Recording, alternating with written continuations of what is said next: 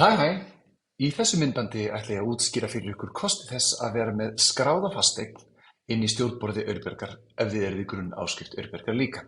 Við sjáum að hér er fasteign fyrir fram okkur sem búið er að skrá inn, hún er 43 milljóna króna virði og þetta virði er sótt úr verðmati Auðbjargar sem er afskaplega sniðugt tól sem við notum sem að greinir markaðsvirði eignarinnar með gervigreind út frá sölusamningum ýmissa íbúða í kringum þína íbúð eða þessa íbúð hverju sinni á vissu tímabili.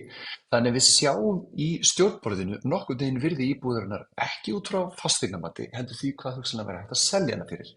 Það er að vissu leyti náttúrulega mismunandi hversu dýrar íbúðir eru út frá því hvert innvols er og inneignir, innréttingar á ég við. En þetta er svona nokkurn veginn það sem hægt er að gefa sér. Við sjáum þá að við erum að nýta verðmatið og þetta verðmat breytist í hverjum mánuði, sveiflast upp eða niður. Hinn kosturinn, fyrir utan það að þú færð raunverðmat á íbúðinni þinni í hverjum einasta mánuði, er það að nú getur þú farið og skráð lán á þessa fasteign. Af því það er að fara í lánareikning sem ég smelli á akkurat hér. Það er að velja sér lán og það er að setja það á fasteignina sjálfa sem fylgir henni. Það er mjög gott þegar fram í stundir, en við útskýrum það í öðru myndbandi.